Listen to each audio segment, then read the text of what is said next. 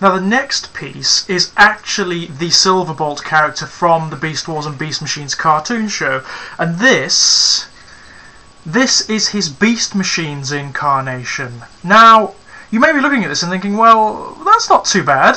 It's not. This is his robot mode, and I usually don't start with Transformers in their robot mode, but you'll see why when I get to his alt mode. In this mode, he's reasonably serviceable. He's not fantastic by any stretch of the imagination, but he is interesting and he is distinct. He has a very, very interesting aesthetic going on, which seems to be derived from warrior or tribal cultures. You see there's a samurai top knot thing going on there, which is rather nice. He does have this ridiculous thing. This is supposed to be his weapon, and obviously it also forms his beast mode wings, but it's absurd. It's so clumsy and he can't hold it properly. The only real way to store it is to put it on his back, and the only way you can put it on his back is upside down, which is pretty ridiculous. But all in all, I'm not too concerned with the robot mode. It's okay. Not brilliant, but okay. I want to make a more general note about Beast Machines, actually.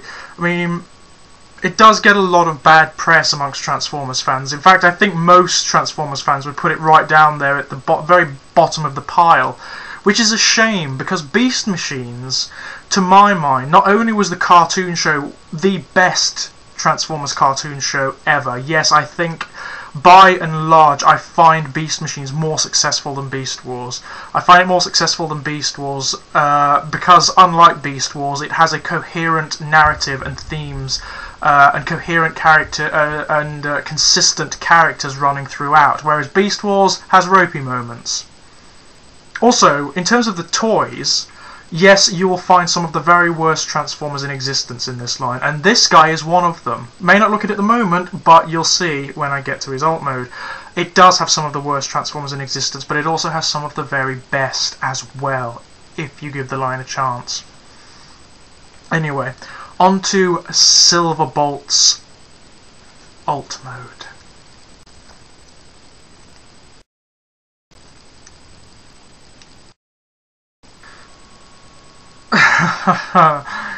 Yeah. Now again, I'm sure some of you are looking at that and thinking, that can't be it. That cannot be the alt mode. It's a robot chicken. And that's exactly what it is. It's supposed to be an eagle, once again. It doesn't look very much like an eagle to me. It is just a very, very, very poorly designed alt mode. And this kind of thing would have grated in G1. You do not expect toys from this era to be so shoddily designed, and this thing, you wonder how on earth it got past quality control. Who on earth let that pass as a design? That is an insult. Just look at it. It's hideous. It not only has the robot mode head sticking out of its arse very visibly, it has the most useless gimmick imaginable. The wings are supposed to go up and then you press a button and they flip back down, but you can't do it because these are in the way. And whilst we're on the subject, the robot mode legs, what the fuck is that? What is that supposed to be? There's nothing you can do with them. You can't store them, you can't fold them away. You could pop them off the ball joints if you like, I suppose. That would make him marginally more successful. But that is hideous. I can see what they've done. They've gone for a totemic representation of an eagle, sort of to tie in with the tribal warrior culture influence of his robot mode, but it's failed miserably, and what you have as a result is a mangled mess of a Transformer. It sucks.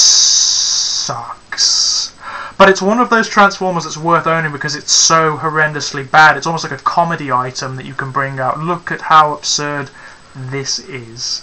And it's a real shame because the character is great. And in the show, he looks brilliant. He looks really, really good. The CG model is stunning for Silverbolt in the Beast Machine show.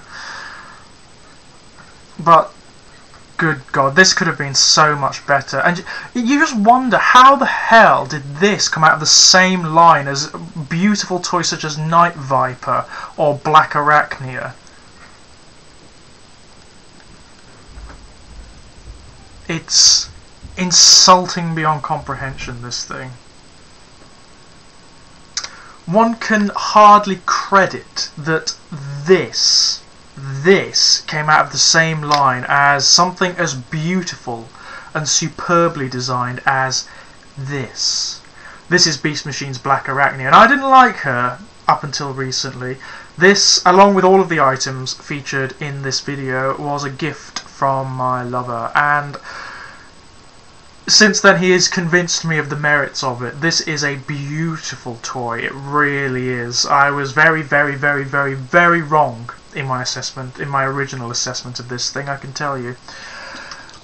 And also this is Beast Machine's Cheetor, the Voyager or Mega Class, and it's just sex. It really is. It is Transformers sex. It is gorgeous. It's absolutely beautiful in both modes, and I just don't understand. There is just no comparison. There is no comparison between these two toys, and they are examples of just the extremes that you find in this toy line. That said, if you are willing to be objective about it, you will find some of the very best Transformers toys available in Beast Machines, I guarantee you.